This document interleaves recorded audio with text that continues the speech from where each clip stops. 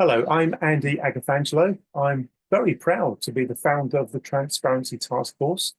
If you're not familiar with our work, we are a 10-year-old organization. We're now a certified social enterprise, evolving into becoming either a community interest company or a charity. And we are passionately of the view that the financial industry is profoundly important to the well-being of society, to economic stability, and to political stability too. The financial industry really does matter. It really does have a huge impact on people's lives. At one extreme, it can come to our rescue, for example, through the provision of life assurance policies in the event that a breadwinner dies. At the other extreme, malpractice, malfeasance, misconduct, mis-selling, outright fraud, corruption in the financial sector can cause things like the global financial crisis, which, as well as creating financial mayhem around the world, is also, according to research by Oxford University, also responsible for the suicides of around 10,000 people, people who lost their jobs as a direct consequence of the recession that followed the global financial crisis. They lost their jobs. That often led to breakup of families, loss of homes, and as I say, 10,000 people, in fact, across the UK, mainland Europe, the USA, and Canada. So the reason why the Transparency Task Force focuses on the financial sector is because that's my background. I worked in the industry all my career. That's the industry I know, but also because it is a very significant industry. In economic terms, it accounts for roughly 8% of GDP. And because it is the UK's, for want of a better phrase, primary industry, our flagship industry, our jewel in the crown, it naturally has a huge amount of power and influence. And any industry that is of enormous significance to any country's economy almost inevitably will have a disproportionately high degree of power and influence. So the financial services industry in the UK, and as I believe, the mining industry in Australia, for example, these are really difficult industries to govern, to regulate, to police, to get to behave properly because of the enormous, staggeringly huge amount of power influence. Power and influence sometimes activated in legitimate, honest, and transparent ways. Nothing wrong with that. But also sometimes activated through shenanigans and skullduggery, intellectual capture, regulatory capture, all kinds of things that have an adverse impact on society's well-being. And you know what? The harsh reality is that in the UK, but also in other parts of the world, the financial industry is so important that it's virtually untouchable. So much so that we do not have the kind of consumer protections and societal protections that we ought to have. It's interesting to note that when the global financial crisis happened, the Canadians developed something called Fair Canada, which is a pro-consumer protection state-funded body. Its purpose is to protect Canadians from the adverse activity going on in the financial sector. In the USA, they created the Consumer Financial Protection Bureau, which again is a state-funded entity dedicated exclusively to protecting consumers from harm from the financial sector. By the way, that entity is very much under attack at the moment, but that's to do with the politics in the USA, which we won't go into tonight. And in Europe, in mainland Europe, they created Better Finance, again, a state-funded entity specifically produced after the global financial crisis, its purpose to being an antidote to the powerful lobbying of the financial sector. So the Europeans, the Canadians, the the Americans, the North Americans, the people in the States, all reacted to the global financial crisis with state-funded mechanisms designed to be a counterweight to the extreme power of the lobbying of the financial sector. The UK didn't do that. There is no UK equivalent to Fair Canada, Better Finance, Consumer Financial Protection Bureau. In some ways, TTF, despite our teeny tiny size and our lack of resources, we're trying to do the kind of work that Better Finance, Consumer Financial Protection Bureau, and Fair Canada do. We're trying to speak up for consumer protections. And being very blunt about it, as we evolve, as we grow, as we mature, as we get bigger and better, we are starting to see that the hierarchy of oversight, as we call it, the regulatory framework, to put it another way, the Financial Conduct Authority, the Financial Ombudsman Service, and so on, we are finding that these state institutions are failing.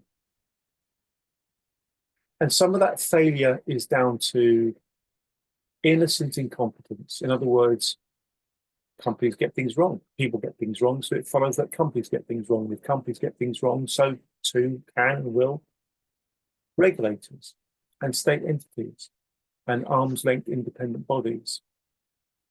And that's all absolutely fine. No beef with innocent incompetence. Mistakes happen.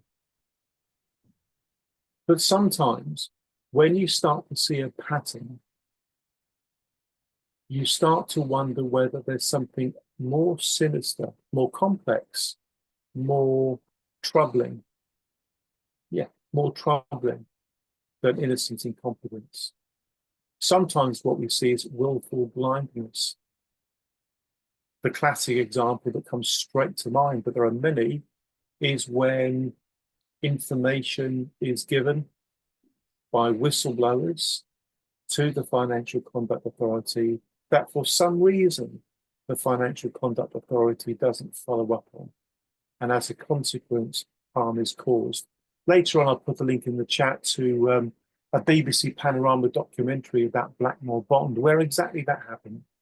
Information given to a regulator that the regulator didn't follow up on. There's another whistleblowing case, a gentleman called George Patelis, who we know very, very well. If you study the George Patelis case, you will probably find yourself wondering if there were sinister conflicts of interest involved that caused what happened to happen. And it's on public record, what happened was so bad that it caused Mr. Patelis, a man I really like and admire, to consider ending it all. And you know what I mean by ending it all. And on the topic of ending it all, one of our volunteers, Ian Davis, did exactly that. He ended up putting a rope around his neck and taking his life as a direct consequence of catastrophic regulatory failure. So there's an interesting area which is less innocent than innocent incompetence, more troubling than just the revolving door problem or just conflicts of interest or just regulatory capture. And we do from time to time find ourselves wondering if there is corruption in the system. And that's why tonight's conversation with Mark Hyman about the book that himself and his colleague Paul wrote, the Sector-Based Action Against Corruption Guide, is of enormous interest to us. And that's why in just a moment I'll be passing over to Mark to talk about his and Paul's work and the guide that they've created and how you can all access it. And then once Mark has covered whatever he'd like to cover, we'll open this up to conversation. Much of what I've spoken about so far tonight has been general commentary and narrative, but it will be good to throw in a bit of information and data. So I'm going to do that now just before passing over to Mark. What you're looking at here is something that you may well have seen me talk about at one of our events. It's Violation Tracker UK. There is a US version, there is a global version as well. They all show the same pattern. My favorite searches in this wonderful database, and basically it's a database that's an aggregation of infringements. One of my favorite searches is if you go to other summaries, which I'm just clicking onto now, and you then go to parent industry total. So what it's going to give us is a list of all the industries ranked by how much they are fined. And if you've not seen this before, you'll probably be as shocked as I was when I first saw it. The financial services industry is at the very, very top of that naughty list. Over £6 billion worth of fines since the year 2010. Not only is it top of the naughty list, it's top of the naughty list by a very, very long way. The next is aerospace and military contracting, 1.5-ish billion. In fact, the financial services sector is so far out in the front. If this was a horse race, the winning horse would be winning by so long, by such a distance, that people would be wondering if the horse was, was doped, was on steroids or something. That's interesting, but what I think you'll find even more interesting is this. When you click on the word financial services, as I just did, what you'll find first of all is a list of the 10 worst offending organizations. UBS is at the top there, then NatWest, then Barclays, then Lloyds, then Deutsche, then JP Morgan, HSBC, Citigroup, Glencore, and Macquarie.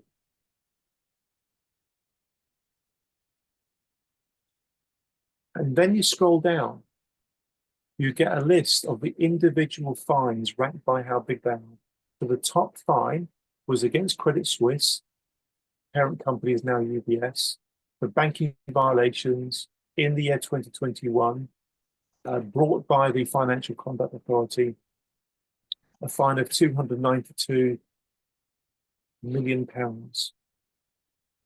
The next is foreign exchange market manipulation by Barclays, then bribery by Glencore, then anti-money laundering by NatWest, then FX market manipulation by UBS, etc.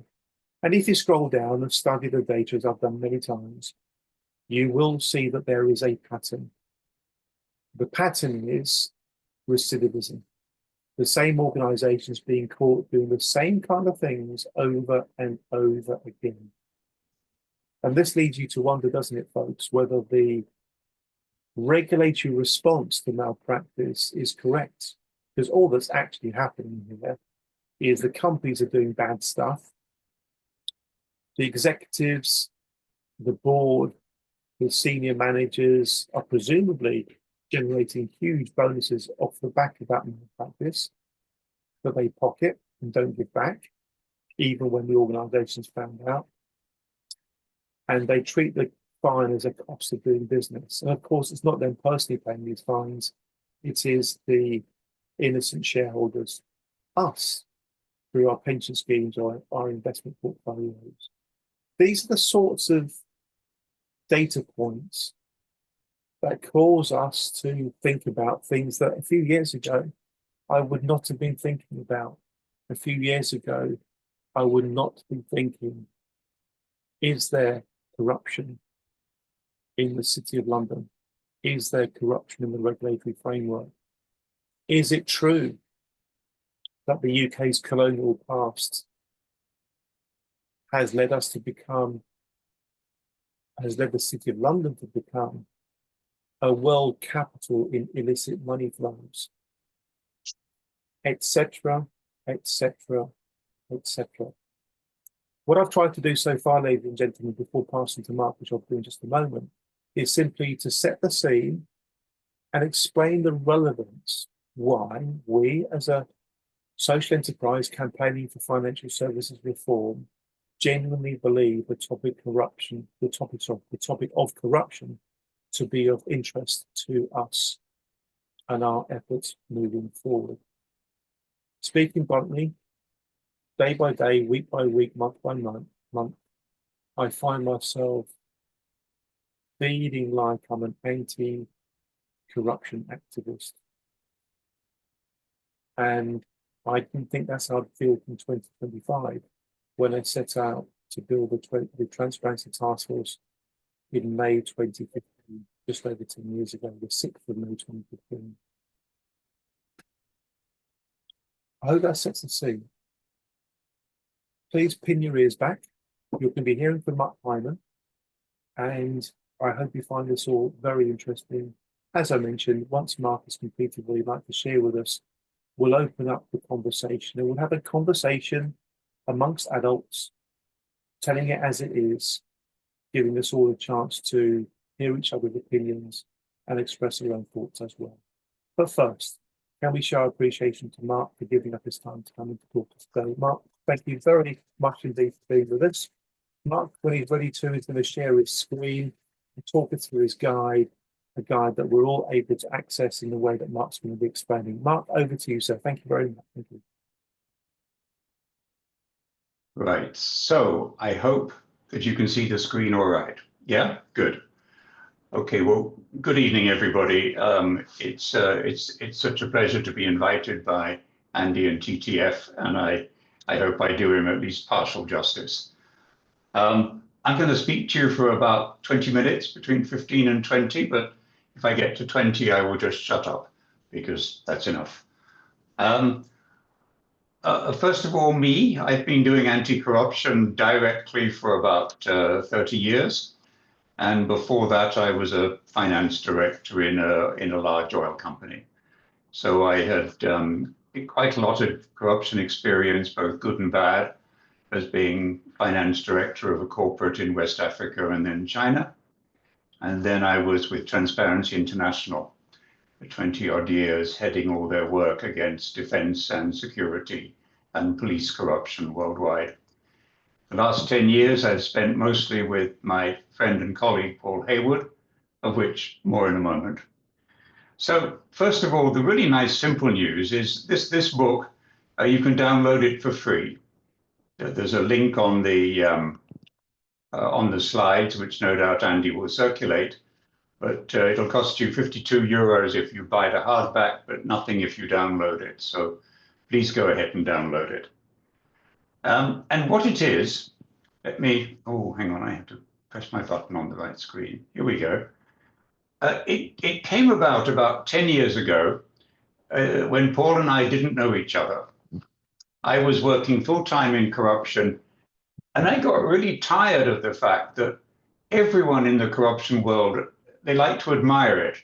Oh, isn't it horrible? It's huge, it's big, it's nasty. Much more than finding solutions.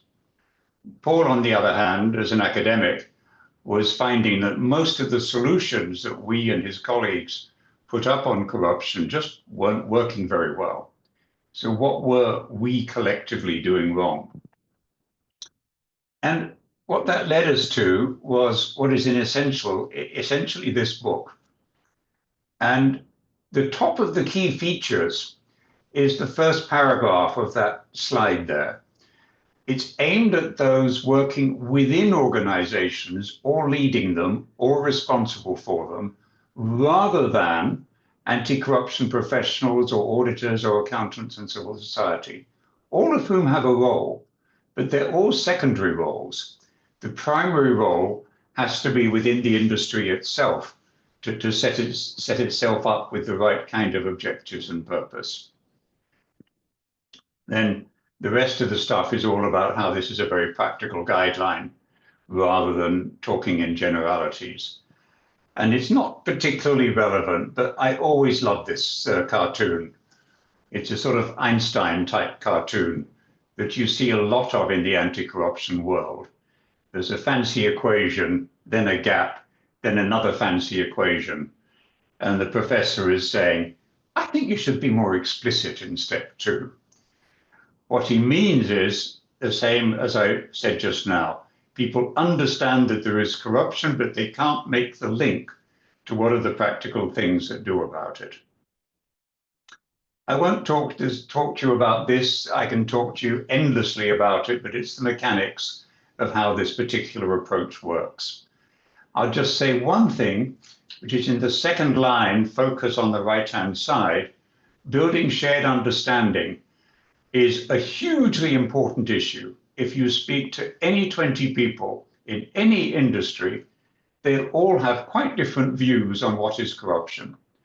You'll know it's a bad thing, but they range from, oh, it's something that's criminal defined by the police, to it's just someone behaving badly.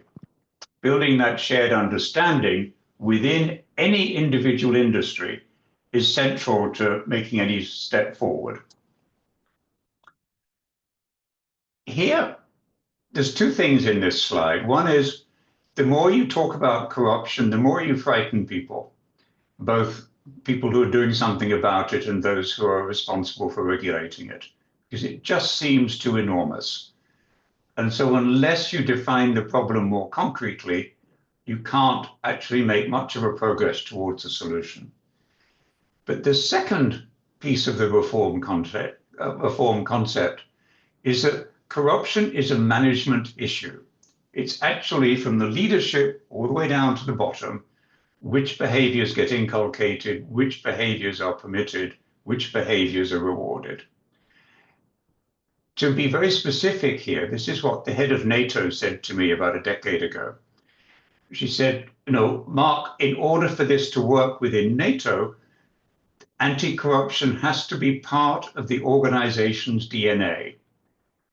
And I'll come back to that in 2 or 3 subsequent slides, because it's self-evident that in the financial sector, that's comprehensively not the case. There are other sectors where the sector professionals believe it to be the case, but it's not. But I don't think that's where we are with finance. So within the anti-corruption community, it's actually quite unusual to talk about working sector by sector. And the reason is that anti-corruption started life as a subject about 50 years ago, trying to make governments more accountable. And the idea was you had to cover the whole spectrum of government to have an impact. Much of that's been discredited, but the follow-on hasn't really happened. The follow-on here, which is why sectors matter, is that any one sector, let's take health. If you're doctors within health, you think you're special.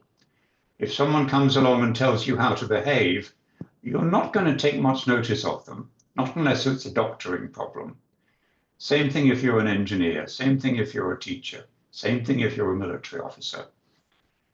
As in the green slide there, the fancy word for this is an epistemic community. And I just tagged the definition of it from Wikipedia onto the slide there. Again, it's a very enclosed group with its own set of beliefs, and it's pretty impervious to outsiders trying to make it change. What that means in practice is your biggest leverage of change is if you find a way of being inside that group, that the desire for change is within inside the group rather than outside. And the last thing I'll just mention on this slide for the sake of time is the bottom one. In almost every sector, the minute you say the word corruption, the professionals, oh, that's not my job. That's not my job. That's someone else's job. It's the accountants, or it's the auditors, or it's perhaps the police, or it's the regulatory authority. And I think this is fundamentally wrong. It's actually central to every job that anti-corruption is part of what they do. But most of the professions have succeeded in not being pinned down on that, pretty much doing a good job in keeping that point of view away. Here, this is a friend of mine who's the anti-corruption chief it's actually the Global Fund, which is a very large global health entity based in Switzerland that dispenses billions in anti-malaria and similar aid. She's leaving the profession, and the reason is pretty much what I've just said.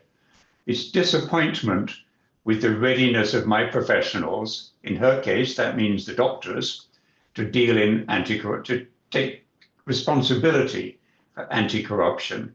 Actually, it's the box ticking. It's the accountants and the auditors who can show that they have followed due process even if the result is manifestly unjust.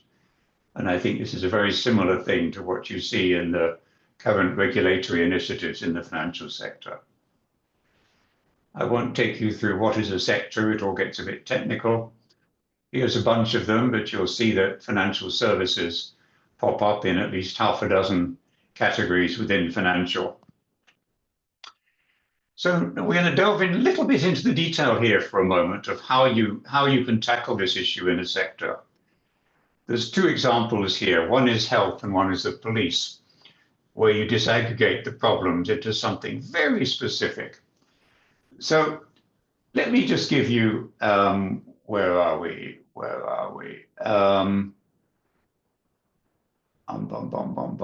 Okay, so if we look at the health one, which is the top one, corruption issue numbers 2 is unnecessary interventions.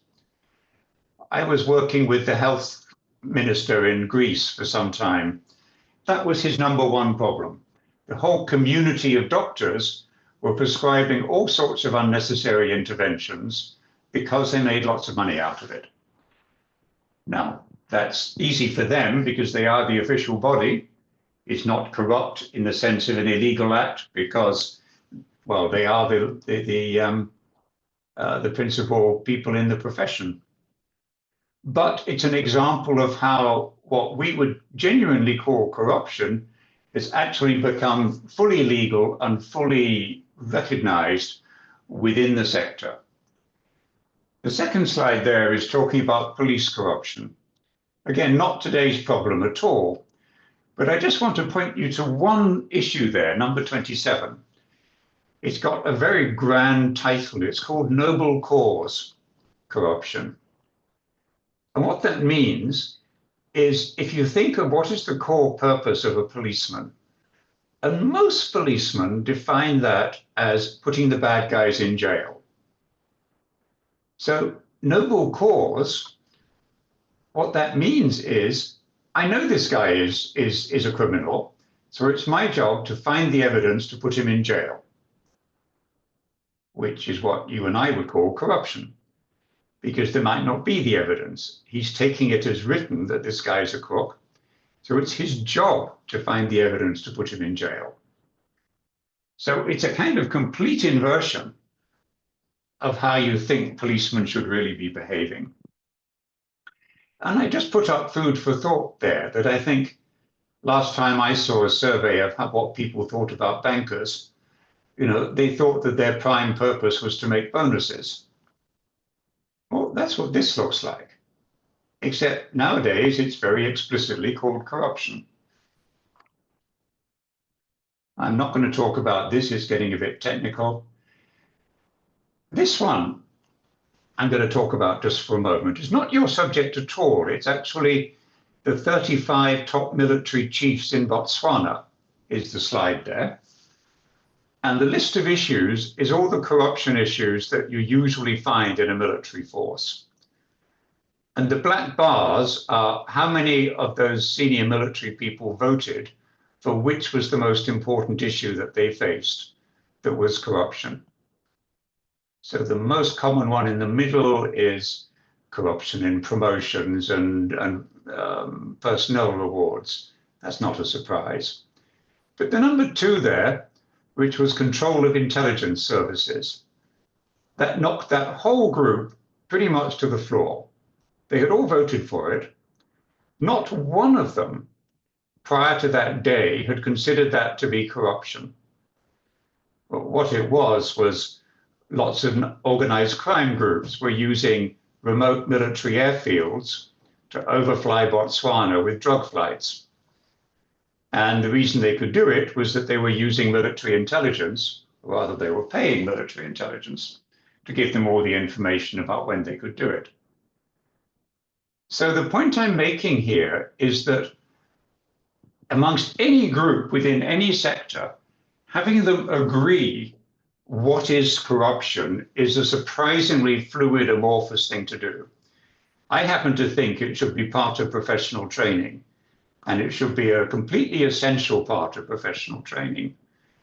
Just because, like I said a moment ago, almost certainly 3/4 of those military chiefs would have said, corruption, that's someone stealing money in procurement. That's what that is, not my problem. But it's a much wider problem, which they accept the minute you put a wider definition in front of them. I'm not going to talk about some of these slightly more technical ones, but I'm going to jump to this one because it's an example of where a private sector entity can make a huge difference. This is shipping. And this is if you run container ships and you take them into harbor to unload the container ships and go back out again, there's an enormous little corruption industry goes on, which is the pilot says, "Can I have a dozen crates of whiskey?" The unloading cutter says, "Can we have 2 tons of cigarettes?" And they all know that the pressure on that container ship to get in and out of the port is so overwhelmingly big that for the container ship captain, it's much easier just to pay all these people off and get out of the site, get out of the port quickly. So this was a company, this was Maersk, which you might have heard about. It's the biggest shipping container company in the world. And by and large, they're good people. And what this was, the slide that you're seeing, is they put in place a big change across all of their container captains to basically stop this. It's another story to tell you how, but the effect is visible, effective, and this slide itself motivates the Maersk captains ever since that, you know what, they did solve this problem, even though no other container ship did it, even though all the ports are wildly corrupt. Do you know what? This company could, if you like, do something that everyone believed was impossible. And it's still running today. I'm not going to take you through some of these smaller examples, but I'm just going to get close to the end because I know I'm getting close to the end of my time here. So let me just skip forward a couple more. Hang on, just 1 minute, bear with me. Okay. So again, this is not for the financial sector. This is countries when I'm talking country by country. But what this chessboard is it's saying, you know what, we can have some quite different strategies across the top there. Looking for change on a broad front, looking for change on a narrow front, radical change, bundling proposals, dump, dump, dump, dump, dump. And there's a whole load of nuts and bolt technical things that you can do to improve corruption issues in detail. And those half dozen little blue boxes are things that different country sectors did, by and large, successfully in making a difference in their country. So let me just use this example just to give you another example of how private sector change can happen in a way that's not financial sector, but it's conceivable. So in that broad framing across the top, one of the strategies is what's called signature issue. It's that there are so many corruption problems in the sector, you just die if you try to make a list of all of them. And you think the better strategy, let's just pick a high profile one, probably not the most important one, but one where you can make progress without too much difficulty, if you're brave enough. And my example was actually British Petroleum and George Brown, who was the chief executive of it a decade or so ago. And he was a very smart chief executive. And I went to a talk once from him of kind of how he had an impact on his company. And his number one lesson was, I make my organization change by making loud public pronouncements outside of the company, but hugely affect inside the company. But by making them outside the company, actually, I can't go back. There's no chance for all the internal processes to water down what I might say. And he used that very actively as a lever to change an organization that's 100,000 people or so. Similarly, different context, same strategy. My friend, the Greek health minister, he said, there's no way I can go up against the Greek doctors. They're way too strong for me. I would be out of my minister's office in 10 minutes if I tried to tackle their power. But there was a particular scam, which was the waiting list queues for orthopedic surgery were regularly being bought and sold by the doctors concerned. So they were saying, well, if you pay me $1,000, I'll bump you up the queue for your knee replacement or for your hip replacement. If you pay me $10,000, I'll bump you to the top of the queue. And with the health minister, his plan was, that's the bit I'm going to tackle. It won't kill the doctor's power, but it has a chance of changing the public debate, which is otherwise generally quite pro-doctor, to say, look, these guys are not who you think they are. So a couple of examples of how you make change, but directly within the sector. So I'm going to skip the next couple of rather technical ones, and I'm going to get myself somewhere near to the end because I'm now at 19 something or other minutes. And I come back to the thing that I said right at the beginning, which is corruption is one of the most annoying things about the word is it defines something that's so huge that most people give up once they just got started on it, unless they're the victim of it, in which case it's very obviously their problem. So how do you work on it? You fix it piece by piece. And there's an awful lot of organizational theory that basically backs up that idea that the more you make something into a big issue, the less chance you've got of actually tackling it and making a difference. So I will finish there. Please download the book. Doesn't cost anything at all, and I hope you find it helpful. And I'm now open for any and all questions, please. Fantastic. Thank you so much, Mark. Before we do anything else, let's show our appreciation to Mark for what he shared so far. That was really, really interesting. My goodness me, Mark, there are so many buckets of topics that we can go into. We want to talk about things like the role that a leader's integrity has in positively influencing the culture of an organization and exorcising it of cultural traits. We definitely want to talk about culture. We want to talk about what is the difference between things like regulatory capture, which is a very complex thing, of course, but it's to do with where somebody starts putting their own interests ahead of the supposed formal interests of the organization they are working for, i.e. the regulator that they are working for. We want to talk about enforcement. Are individuals involved in corruption sufficiently enforced against, or are they given an easy time? Is there some predisposition to think that fraud and corruption and those sorts of things, very often white-collar crimes in our space, of course, is there a predisposition to not think of them as real crimes, that they're somehow victimless, and all these other such issues? I'm going to get the ball rolling with one very specific question, if I may, please, Mark. Could you give us your, if you like, your best definition of corruption? Could you just kick off with that for us? Because you've indicated that the topic is huge, and it is, and language really does matter. And we want to make sure we're on the same page in terms of what we're talking about, what we mean by corruption. What would be a half-decent, ready reckoner, reasonably straightforward way of understanding what corruption actually is, please, Mark? Thank you. Okay, the quick answer to that is this. Corruption, and I'm just reading from the book so I don't get the word wrong, is the abuse of entrusted power for private gain.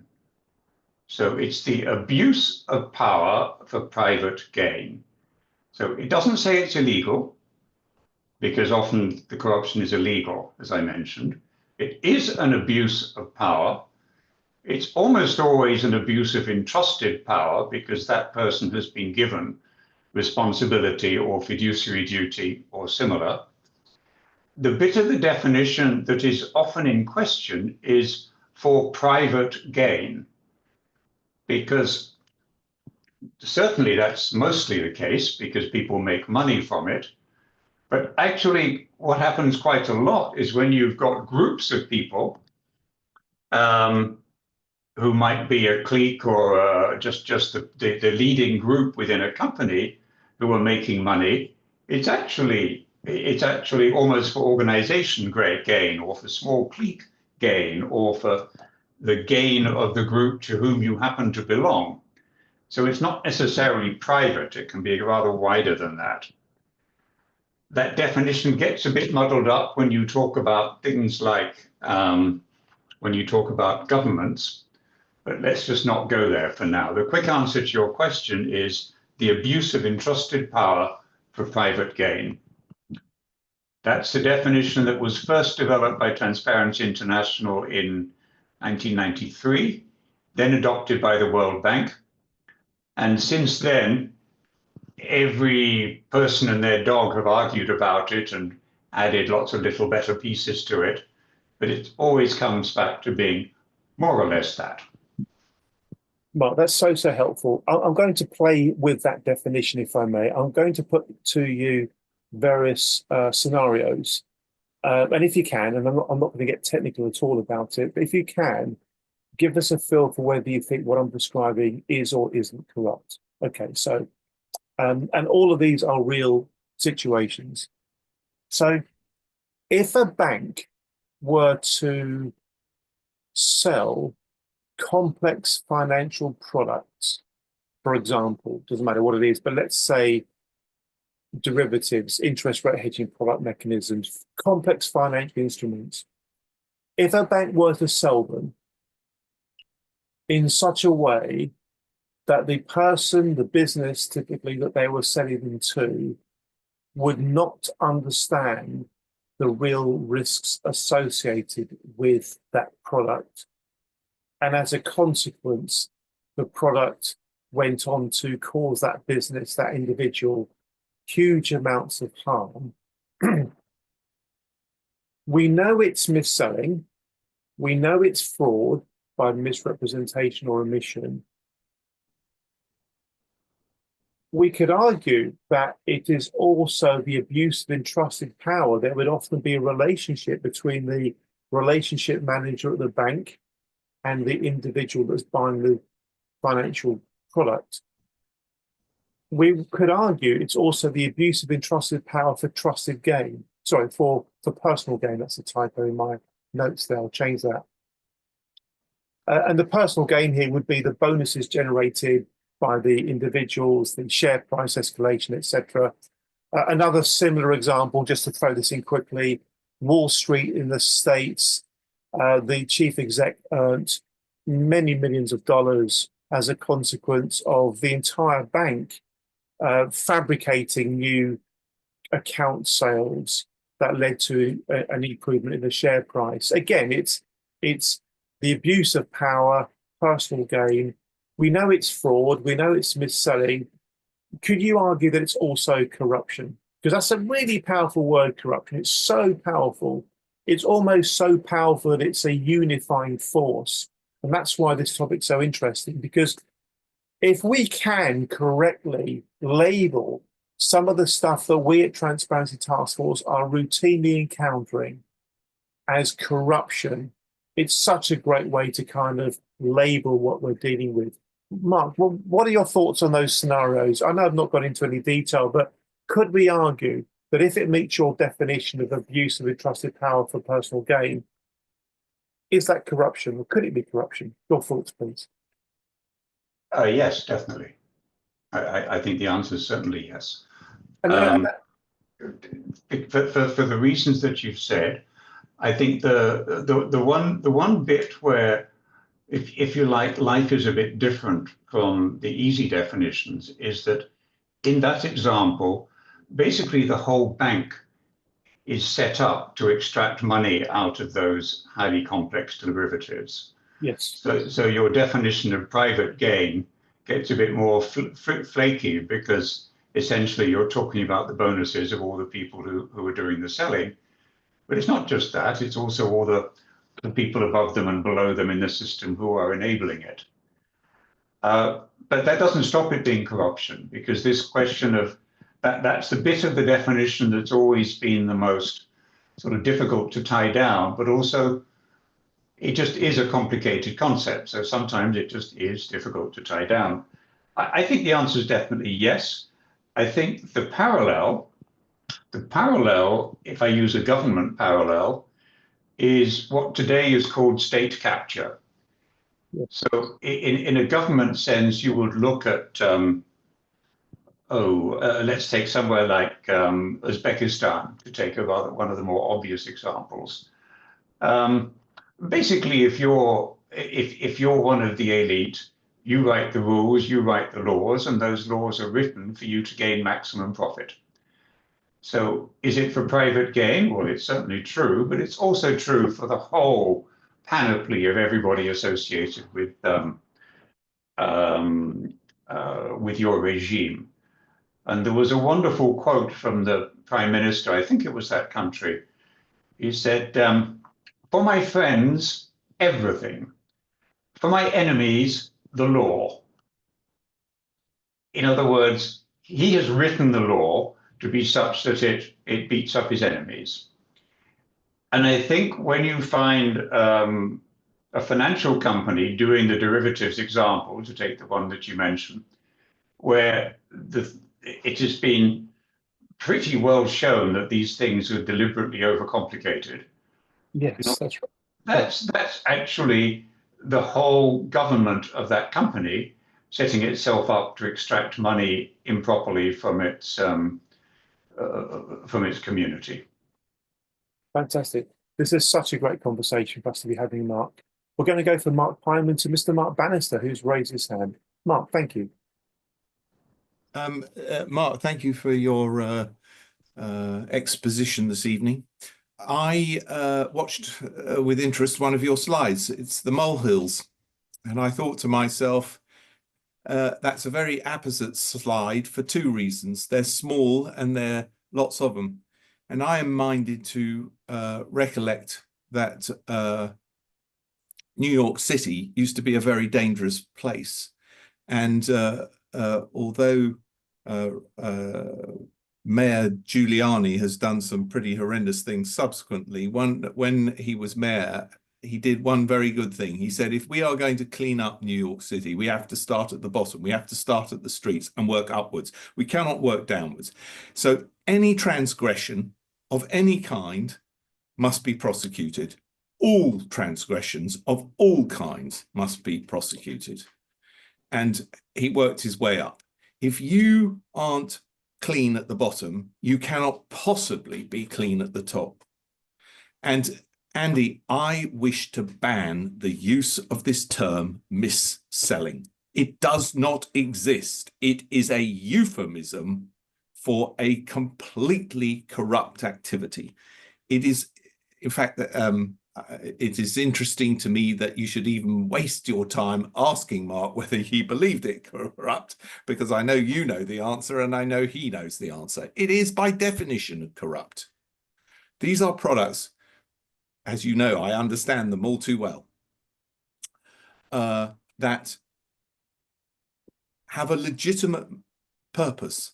But you have to have a huge level of knowledge to understand the implications of their use. And the idea that even your average businessman, even finance directors, have enough knowledge, unless they are specialists in this area or have gone on very specific training courses to absolutely become immersed in the detail, they can't hope to. And I just find it disappointing. And we see this in the banking sector because we're all interested in it. I mean, the car finance, everybody from inception had to know that those were transgressing rules and regulations. And the wonder of the circumstance is that the banks and the purveyors of these loans, just like PPI before them and all the rest of it, ever thought in arrogance that they had a legitimacy to even begin these practices, let alone carry them through, and then be absolutely dumbstruck as I watched the 4 banking chiefs this morning at the Treasury Select Committee sit there slightly sort of perplexed as to the fact as it might be mildly unreasonable that they've been caught out. I mean, why are those men in their jobs? Mark, If we are to follow Mark's proposition, none of them can remain. They have to be gone immediately. And I wonder also, and this comes back to what you were just talking about, state capture, why did any of the politicians on the Treasury Select Committee not understand that there was a fault line running through that whole questioning session that underlines my commentary around the fact that they cannot be in situ. Their organizations are fundamentally corrupt. The evidence is there. Why were the politicians entertaining? We know, because as I've said to you many times, and everybody on this show has heard me say this before, I apologize for saying it again, but it is worth repeating. The government require banks and the banks require government. They are in bed together. They are sleeping with each other. Mark, thank you very much for your very forthright views. I'm going to thank you, Mark, very much indeed. I'm going to share. Can I just make 3 quick comments in reply? Please do, Mark. Then I'm going to put another question to you. Please do. Yeah, no. But Mark, thank you. So, firstly, on the molehills slide, I think molehills are a good image because they're small, but they're also interconnected. So actually, one thing leads to another, leads to another, leads to another, leads to another, and it's not an accident. That's what happens with molehills. So I do think it's a good image of things being wrong in a sector. The second is on mis-selling. I agree with you. It is a euphemism for corruption, and it hasn't been caught out as such. But it could be. It could be. And when I was talking about strategies that you might take, that will be an example of a signature issue strategy. You're not trying to solve corruption in your financial sector. You'd be making a huge splash on the side of buses that say mis-selling is corruption and nothing else. I mean, you might not do it. It might, for all sorts of other reasons, be a bad strategy. But calling that out publicly is the sort of thing that would make a signature issue strategy. Finally, the Giuliani stuff in New York City, I think generally as an anti-corruption strategy, I think it's a disastrous strategy. Because there are if we looked in any one company, I could find you 100 corruption issues going on at any one point of time. Each of them would take 2 years to solve. You would be utterly lost before you were a third of the way through it.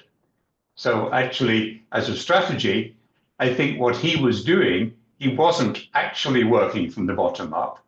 That was a signature issue strategy. He was making you think he was. Actually, I don't think he was doing anything of the kind. I think it was a fantastic public relations strategy because it sounded so plausible and so believable. We're learning so much. I'm going to put another scenario to you, and I'm going to choose my words very carefully on this one. Then we'll go to Ian Duffel, then we'll go to Robert Delner. Robert, please do talk about culture when we get to you, Robert, and the importance of culture and whistleblowing and that kind of thing. I'm going to share my screen again. Take a look at this article, folks. It's in the Telegraph, March 2025, so quite recent. The headline is, City regulator fired whistleblower after he exposed serious wrongdoing, tribunal told. The serious wrongdoing is in speech mark. That's important. This is not a statement of fact. It is simply reporting the narrative in the tribunal that there was serious wrongdoing, and that's the narrative being put forward by the person who used to work at the FCA, who he alleges was fired after he alleged serious wrongdoing. So a very different example to the banking situation I spoke about earlier. So looking at this generically, Mark, if somebody worked at an organization, became aware that there was serious wrongdoing in their opinion, and they blew the whistle and the organisation, I'm not stating fact about this case, I'm making the generic point. The organisation responded to the situation by saying to itself, this person's a problem, let's manage him or her out. Knowing that there's no legitimate basis to manage the person out, would that be a kind of corruption? Not so obviously would be my quick answer. Interesting. And what is it in your mind that distinguishes that situation to what we spoke about earlier? Because these are the boundary questions that are really interesting to us. Thank you. Well, because I think it's it's not well, two things. The first one is that it's a sad fact of life that whistleblowers get the most abominable treatment despite how much protection they supposedly have. Okay. It seems to be deep in human nature to do your best to destroy people who've informed on you. And that's irrespective of that particular case. I had lots of friends who were whistleblowers and they've all had their careers destroyed. I think if it's a case where, in that particular case, no doubt the guy's boss and his boss's boss and his boss's boss will all want to justify themselves. So they're doing their darndest to use their power to get him thrown out. You know, that's horrible, but the only private gain that you're pointing to there is that they'll get a bit of satisfaction from sort of being able to get rid of their problem. They're not making money from it in any obvious way. If I saw it that anybody who made any kind of complaint about the person was absolutely immediately, with or without due process, thrown out of the organization. I mean, the whole Harvey Weinstein case comes to mind as one of the most egregious examples. Is that wildly corrupt? I think you'd have to say yes to that. Not so much because he's getting some private gain, but because that's the state capture version of getting rid of whistleblowers. He's running the whole show and is making the rules as he wants. So I suppose the other way around of looking at the question is, does it fulfill the walk like a duck, talk like a duck, quack like a duck? And I think it's when its boss is trying to get rid of someone who's done you down or informed on you. No, I think that's just lousy corporate practice. Thank you very much. Again, we are learning so much, folks. Looking forward to getting Ian Duffield's thoughts, then Robert Delmers. And Robert, I just put a note in the chat about Paul Moore, just in case you wanted to make reference to that. I found an article just quickly while I was listening to Mark respond to my last question. Mr. Ian Duffield, to you, sir. I know you've got very strong opinions about this whole space. Ian, over to you. Ian. Yes, thank you, Andy. To Mark, I'd like to do two things, Mark. I'd first of all like to ask you a simple question, and then I'd like to put on the back of that, put to you a suggestion about how we're looking at and defining corruption. And the first question is, would you consider that a person who engages in fraud is corrupt? It depends what position they're in. If I'm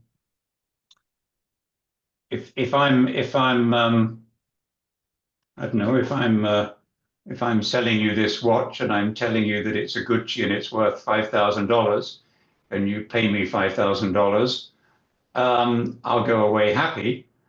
That'll be fraud because I'm misrepresented what this thing is. Do I have it? Am I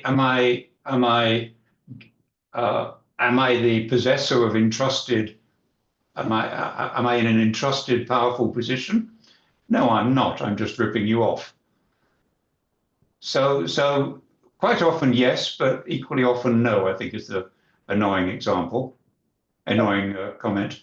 Oh, okay, so it seems to me it follows from that part of fraud is effectively making a false representation.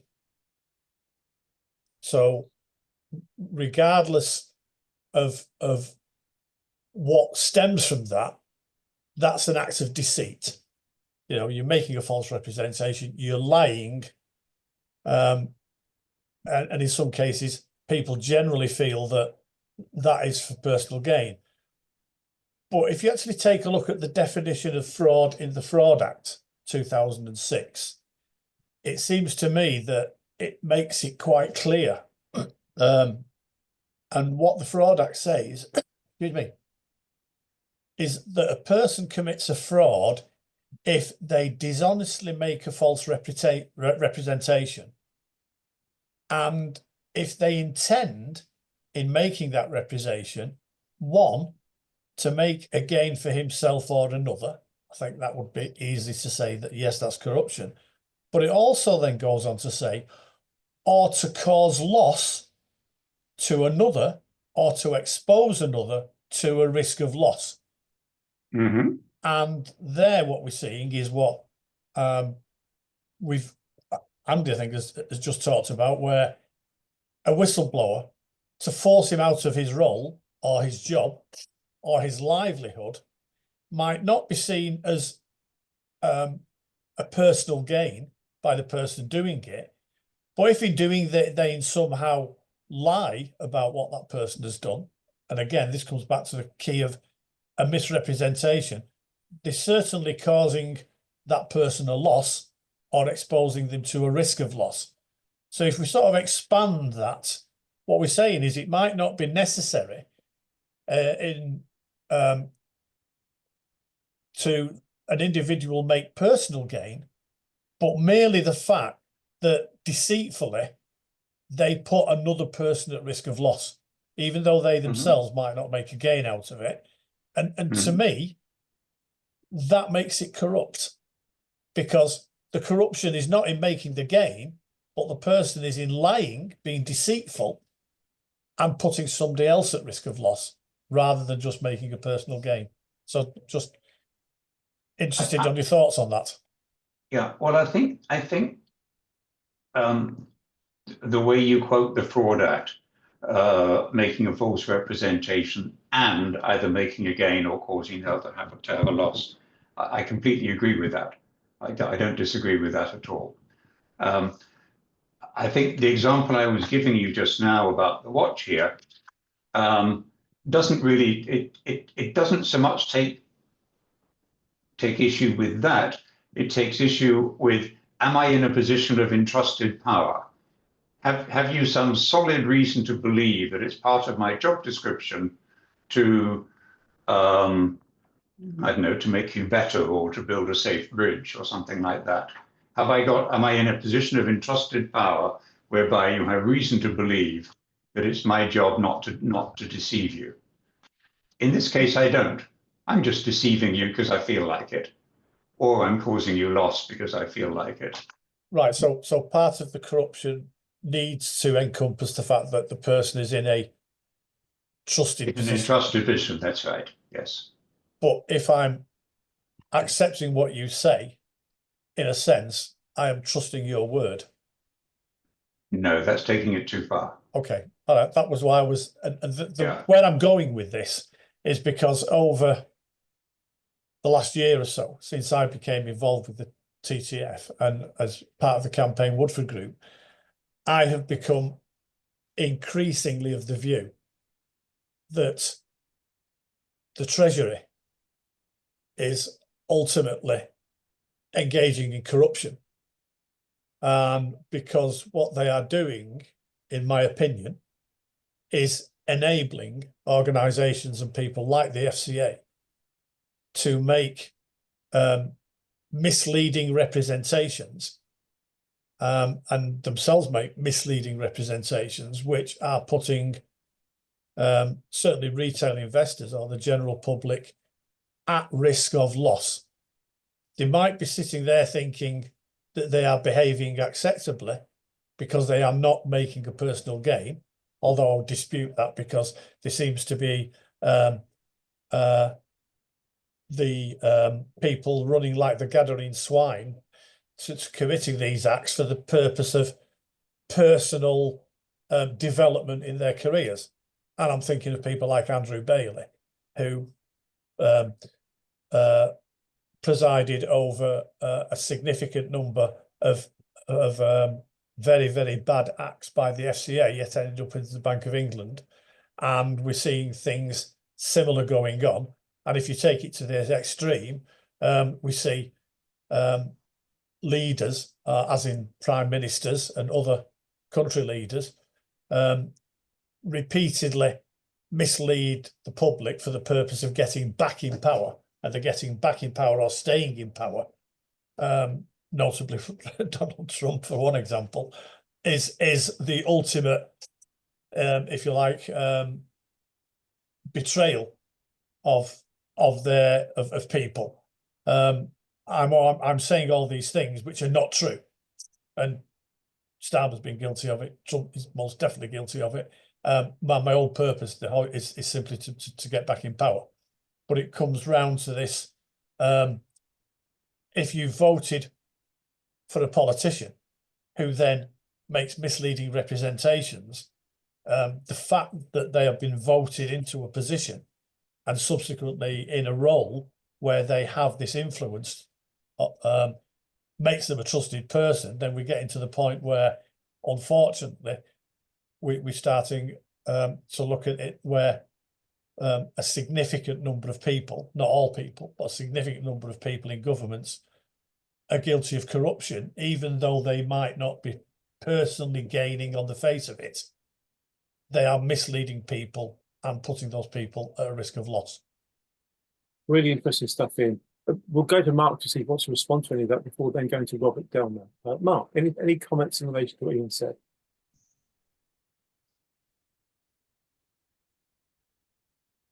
I think that's a no. So we'll go straight to Robert Delmer. Robert, to you, sir. Thank you.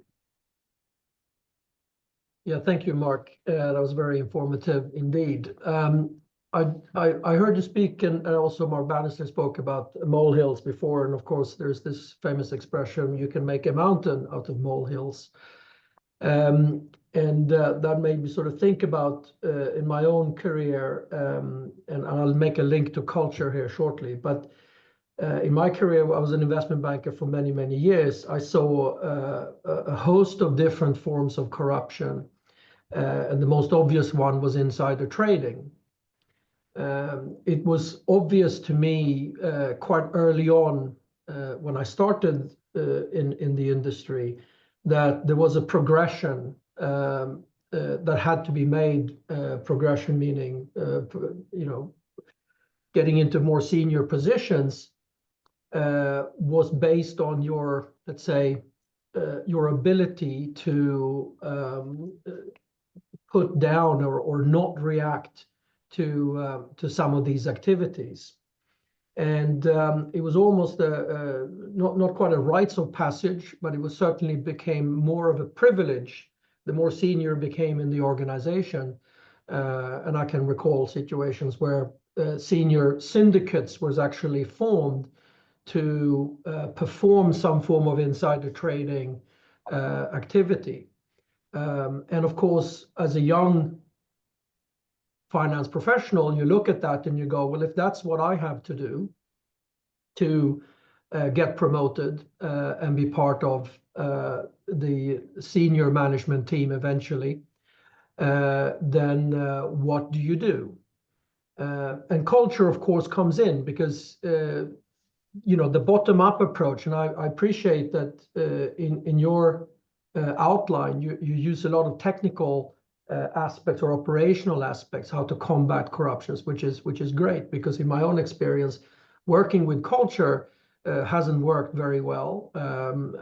And I think in the finance industry, it's particularly prominent, this idea that you deflect and subjugate any improvement on the ethical or integrity of the organization, because you've already lost it by the time you get into senior management.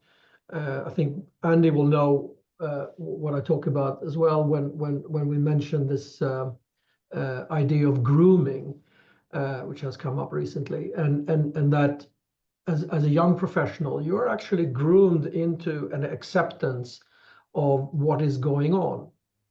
And that makes culture change extraordinarily difficult, if not impossible. So I just want you, the question, I guess, based on that is, what is your view on working strategically with culture? Is there any chance, or have you decided from your own research and workings and experience that it's much better to deal with corruption from an operational and technical perspective rather than an ethical or an integral perspective? Thank you. Why didn't you have a nice small question? Well, you can say no.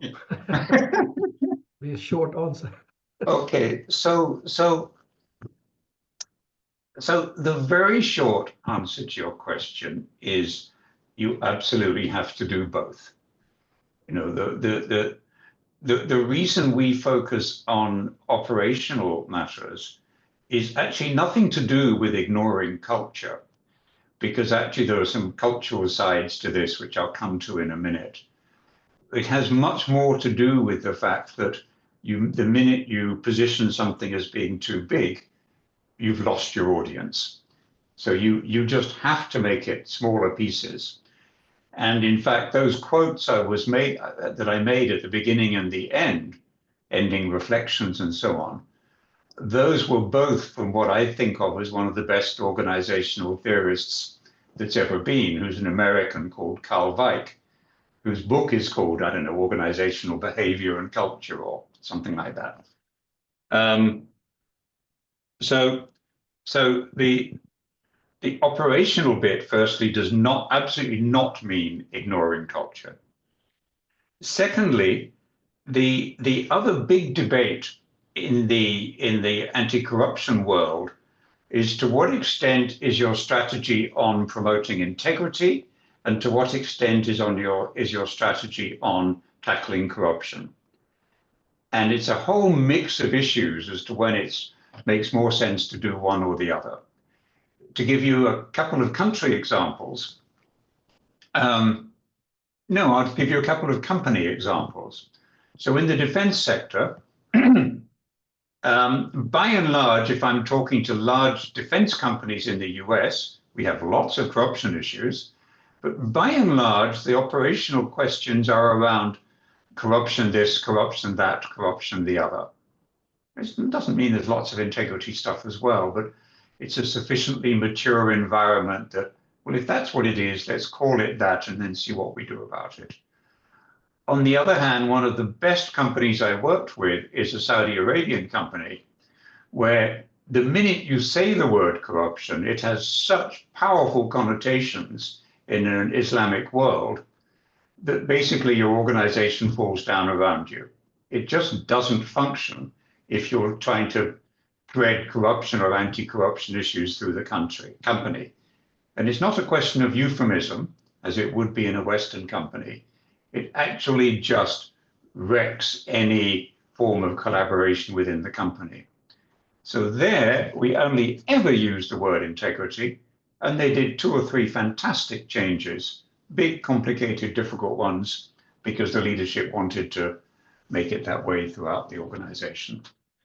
So in a sense, within the anti-corruption world, we don't really talk about operational issues and cultural issues as a either or, not least because they're not, but it tends to be more a debate between, do you talk explicitly about corruption and anti-corruption, or do you talk only about ethics and integrity? And there's, as you will know, there's lots of sort of complicated things about which is the better one to do. And sometimes in some companies or in some governments, the part of the way of making change is like one of your colleagues was saying just now, look, this is corruption. Can we please call it corruption and stop pretending it's anything else? And actually, that's the best way to initiate a cultural change, by being more explicit than anyone has been before. Thank you. That's very helpful. Thank you. Thank you. Thank you. Thank you. Okay, we are learning a lot and we're exchanging some very, very potent views here. let's go to anybody else that would like to raise their hand. Please do raise your hand either digitally or literally. I'll go on gallery view so I can have a quick look at everybody. Feel free to You know, Andy, I don't know you, but that has a wonderful tone of voice that says, please don't, because I've got one. You're a mind reader. No. I'm going to invite Paul Beckett to join this conversation. Paul was one of our speakers a few months ago. One of his pieces of work, a book about offshore tax jurisdictions and all that kind of thing. Paul, don't misunderstand what I'm saying, but you know quite a bit about this space in the kind of illicit money flows area. Tell us what your thoughts are in relation to the general topic of corruption and what you've encountered in your working life so far, Paul. Thank you. Well, I think that one of the takeaway points from what Mark has been saying, particularly with the idea of state capture, if you take it down one level, it's a well-known offshore phenomenon, finance sector capture. And the finance sector encourages governments to produce legislation which would not have been naturally generated for the needs of the people concerned. So I would want to say, Mark, my question to you would be, is the, assuming that someone is in a position of entrusted power and therefore would come within your global definition of corruption, must they be consciously corrupt or can it be objectivized? So if a government says we're doing this for the benefit of a particular important sector in the economy, it's all been explained to us, we have the power to implement this, is that nevertheless corrupt? Yes. Now, I mean, obviously it depends what it is, but assuming there is a whole bunch of evidence that says, well, those might be the words, but the effect in practice is to deprive a lot of people either of money or yes. Otherwise profit, then the answer would be yes. It's one of the slowly accepted things in the corruption world that there's plenty of corruption that is entirely legal. Yes. And I think your example of what you call financial sector capture is exactly correct. I mean, you just have to look at some of those appalling tax havens that still exist despite all the good words against them. And despite all the British government's good words, a bunch of them still exist. And that's just because it's because the haven concerned has managed to raise enough power and enough reasons of resistance to stop the government doing anything more about it. The blatant self-publicity. The talk that I gave to the TTF recently was on a book that I wrote, which came out about a year ago, An Anatomy of Tax Havens, Europe, the Caribbean, and the United States of America, which I think supports your approach 100%, particularly the internal tax havens of the United States of America, which are inviolable. Yeah. And entirely legal. Yeah. Yeah. No, I think in the anti-corruption world, the sort of the two big things that have sort of become more and more prominent in the last 10 or 20 years. One is the fact that it is absolutely all legal. I mean, not it's all legal, but there are huge swathes of legislation that are both legal and highly corrupt. And the second one is that the extent to which either the whole of the community at the top or a significant, powerful clique of the community at the top has basically managed to capture the state, has really sort of added a whole depth of understanding and so right word. Well, either horror or understanding of what's going on when you realize that this group of people are working absolutely deliberately to remove a whole bunch of legal protections so that they can take more out of you. One of the phrases I came across in my research, I originally analysed this from an international human rights perspective. So parallel to your analysis is corruption, trying to find a common thread across the areas. And the phrase that kept coming up time and time again was, well, we've introduced this legislation to fill a gap in the niche market. That from a leading city law firm. But the irony of you talking about tax havens, I am in fact speaking to you from the Isle of Man. Oh, well, in that case, I hope you're wearing a Gucci shirt and extremely expensive sunglasses. No. No, I'm a member of the Manx Bar, and I've been here for a very long time. Yeah. But no, I think this idea of objectivizing the analysis of corruption, so that it's not as if it's a criminal act. There's no mens rea required. It's the actus reus.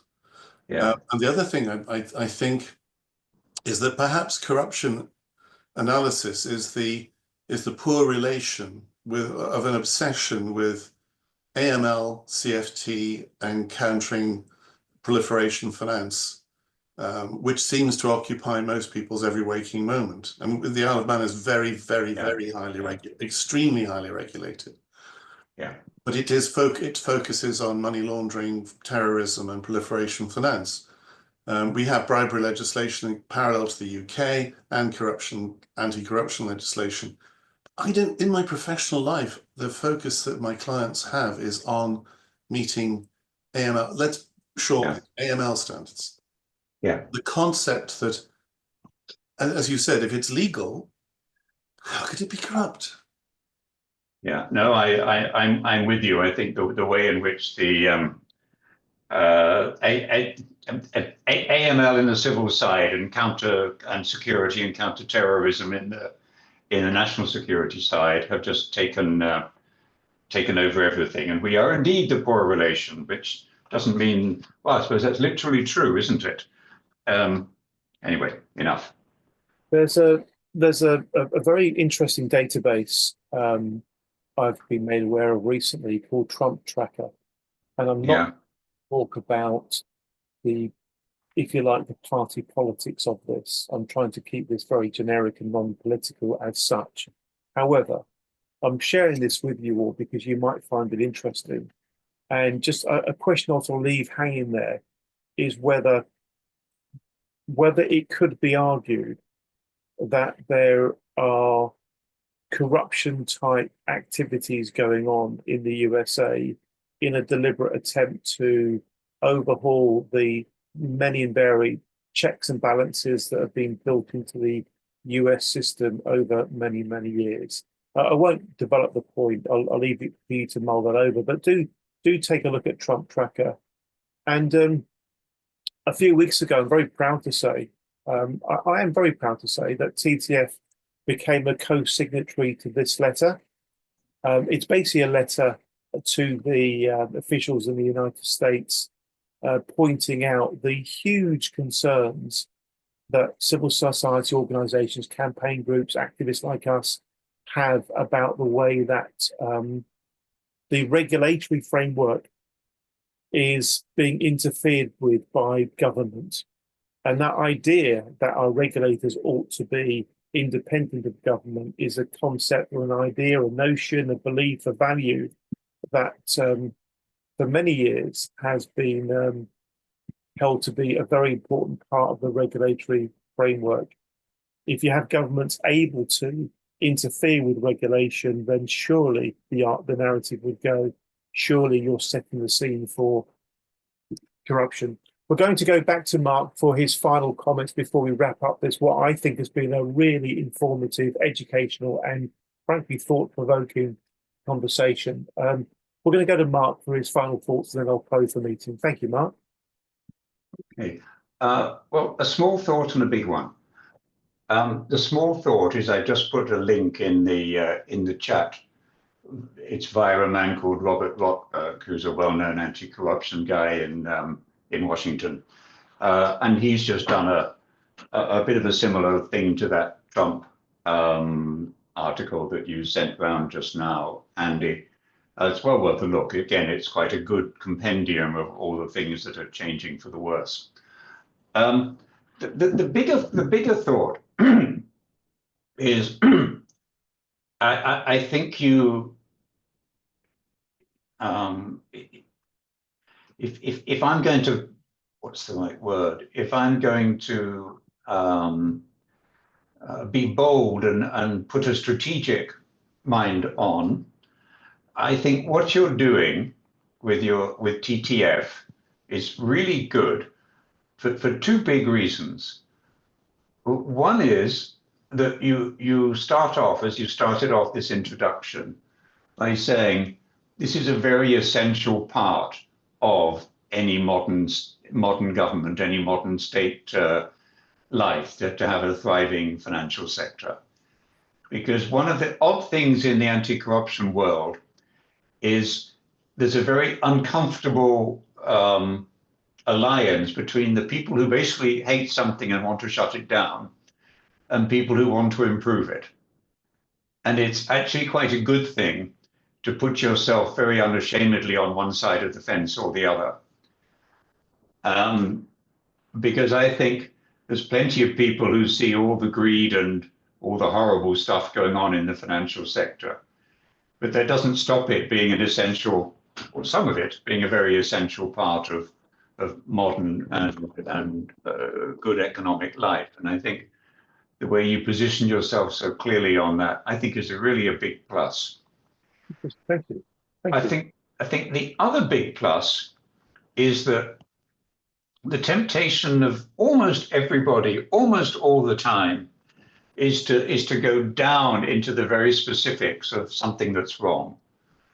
And it's not a wrong thing to do, because quite often that's what illustrates the scale of what's wrong all the way up the tree. But I think it's in a strategy sense, it's really good that you can say, as a nice simple thing, our interest is the financial sector. Most of us will say, oh my God, that's about 6 different sectors. That's investment banking, that's wealth management, that's pensions, that's financial this, that is goodness knows what else, mis-selling. And yes, of course that's true. But actually, it's also not true. Actually, it's all within one big envelope called sort of handling money in public and private life. And I think it's fantastic that, again, you've positioned yourself at that big level, because that's where you are actually in a position where you can make the join between really detailed stuff, like those whistleblower actions and people getting, just dreadfully miscarriage of justice situation, and you can pull that all the way up to the top, to the way that the FCA or similar is incapable of dealing with it, or even worse, is being captured, if that's what you come to think. So I think, to me, that's 2 huge pluses, because it also means you're not trying to be all things to all people. And that's been one of our big drivers in this sector world, that every sector believes it's unique with a very special language, and nobody outside of us will ever understand us, nor do we need to pay too much attention to them. You are positioning yourself as saying, in this sector, I'm positioned at the top, wanting to see something better. And I think that's a very powerful strategic place to be. So I congratulate you. You've been very generous with your time and your very kind comments, and you've given me quite a bit to talk about and think about moving forward, Mark. It really has been a great session. Before we close the meeting, can we once again show our appreciation to Mark and his colleague Paul, who was unable to join us tonight. But it's been great. It really has been great, Mark.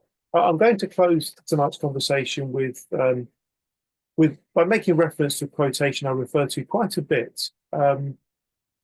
When you're a campaigner, especially an amateur one like me, making it up as I'm going along, learning from my mistakes. When you're a very amateur campaigner like me, but a very full-time amateur campaigner like me, believe you me, there are many, many days that are pretty dark and dismal and worry-inducing. all kinds of challenges and stresses and strains that I won't talk about right now. But occasionally, things happen that just remind me and remind us why we are doing what we are doing. And I'm going to start sounding like my dad here when I talk about the fact that, in my personal opinion, some of the greatest leaders, some of the wisest people, some of the so easy to admire and love and want to honor came from decades ago. And in my mind, one of those such people is Robert F. Kennedy. And particularly when working with whistleblowers, and we do a lot working with whistleblowers, particularly when working with people who are in David versus Goliath battles with large institutions such as banks, particularly when we're working with people who are absolutely convinced that the judicial system has failed them. This quotation comes to mind. I absolutely love it. And this will, if I'm ever in a coma, somebody whisper this into my ears, and I'm sure I'd come round. That's how powerful this is to me. Okay, Robert F. Kennedy. I had the privilege of referring to this quotation. Robert knows, and a couple of the others know, in Parliament a couple of weeks ago when we had a summit about HMRC. Every time we turn our heads the other way, when we see the law flouted, when we tolerate what we know to be wrong. For me, ladies and gentlemen, that line is so potent. When we tolerate what we know to be wrong, when we tolerate what we know to be wrong, that's so powerful. When we close our eyes and ears to the corrupt because we're too busy or too frightened, when we fail to speak up and speak out, we strike a blow against freedom and decency and justice.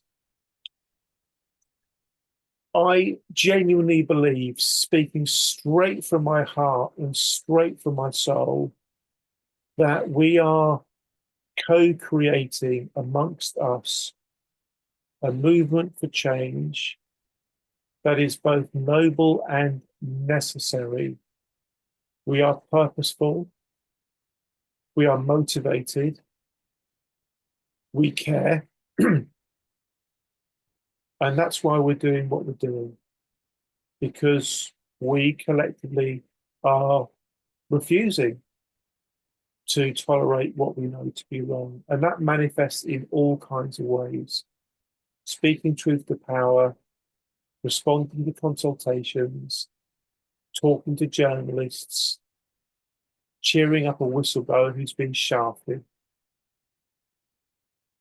helping to stop somebody having their home unlawfully repossessed, marching the streets of London with a coffin to make a point. The many things that we do, ladies and gentlemen, to try to speak up and speak out are a tiny, tiny, tiny, humble manifestation of what I think Robert F. Kennedy spoke about when he said those amazing, amazing, inspiring words. Mark and your colleague Paul, thank you so much for producing your guide. We've learned from it tonight. We can download it for free. We can access it. We can talk about it. We can actively think about whether Transparency Task Force is actually a pretty civilized anti-corruption force for good in the world. I don't know whether that's the case or not, but I do know that we are able to strategize, organize, and mobilize because we are motivated, and we are motivated because we believe in what we're doing, and we believe in what we're doing because it's the right thing to do. Can we show our appreciation once again to Mark? Thank you very much indeed, Mark. Thank you. Thank you very much. Thank you, everyone. It's been great, Mark. Thank you. We'll wrap it up there. Thanks all, folks. Have a lovely rest of your day, evening, whatever it is in the world. Thank you very much indeed. Bye-bye.